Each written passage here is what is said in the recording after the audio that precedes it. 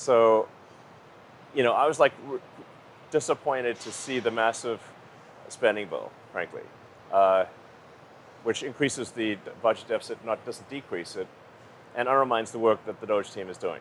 Okay, first off, the Doge team didn't do anything except spend more money and fire people while making up fake savings. But Elon's right about this GOP spending bill adding tons of money to the debt and deficit. So there's a big liar in the White House upset about his oligarchs suddenly turning against him. I think the Elon Musk thing really caught the president by surprise, and I hear he is furious. But I think he's so smart to keep his powder dry because he just plays into what critics would have to say. The right can't get out of their own way. Instead, just you have a goal, pass it. Elon Musk is not in the Senate or the House. As someone who is supportive of the president's agenda, I am upset with Congress right now. I don't blame the president for the big, beautiful bill. I blame Congress because they go to their constituents every single election and they say they're going to cut spending, cut. And it doesn't seem like there's a willingness to do that. This latest comment about calling the big, beautiful bill a disgusting abomination, I was shocked to hear him say that. I can understand why the president would not be happy about that. This is someone who worked on his team. Trump is pissed, the Fox and Friends crew doesn't know whose ass to kiss, and Trump's loyal puppy in Congress can't figure out how to spend this without getting a rolled newspaper popped on his nose. What do you say to Elon Musk, who just called your bill a disgusting abomination? Yeah, let me say this. It's very disappointing. Okay, I've come to consider Elon a good friend. He's obviously a very intelligent person, and he's done a lot of great work. We've applauded all the work they've done with Doge and identifying fraud, waste, and abuse in the government. It's a very important service that's been performed, and we're so excited about it. We're now in the process of codifying that. With all due respect, my friend Elon is terribly wrong about the one big beautiful bill. We had a long conversation yesterday. He and I spoke for, I think, more than 20 minutes on the telephone. And I extolled all the virtues of the bill, and he seemed to understand that. We had a very friendly conversation about it, and I told him that we're achieving not only all of our priorities, all the promises we made on the campaign trail, all the America First agenda wrapped into this legislation. We're also achieving, the top line on this is two very important things. We're making permanent a massive tax cut, and we are making a massive reduction in spending. Elon is missing it, okay? And it's not personal.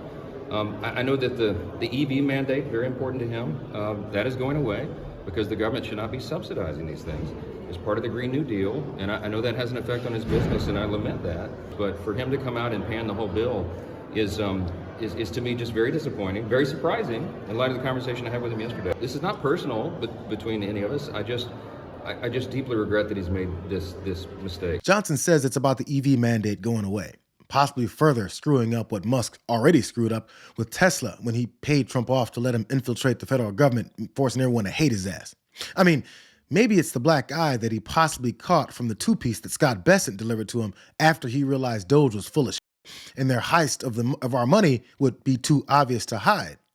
Really, whatever it is, Johnson's out trying to do some damage control. I talk to President Trump, all the time, multiple times a day. Obviously, we've talked about this.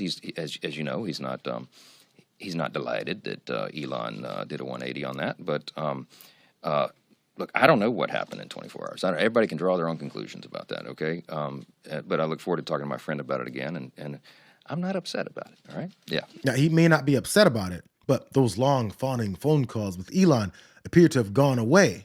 So somebody besides the petulant president is definitely upset. Have you spoken to the president and Elon since the infamous tweet? Well, I'll tell you, I called Elon last night and he didn't answer, but I hope to talk to him today. I mean, it's not, it's very friendly, and we've laughed about our differences on policy before. I'm not upset about this, and I think he understands, and he's acknowledged to me before, that this is so serious that we can't fool around with it. I mean, the debt cliff is approaching very quickly, right? All the things that are in this bill are so important for the U.S. economy. It's going to be jet fuel for the U.S. economy. All boats are going to rise. And the sooner we do that, the better. And the risk of not getting it done is enormous, not just for the Republican Party, but for the country. We got to do this. We're going to have the largest tax increase in U.S. history at the end of the year if we fail, and all the other calamities that we've talked about. So we've got to get it done, and I think Elon understands the weight of that, and I hope he comes around. I'd love to talk to him this week and hope he calls him back today. Mike Johnson's such a spineless coward with no direction when his two bosses are beefing that he doesn't even know which way to turn until one of them gives him the orders of what to do.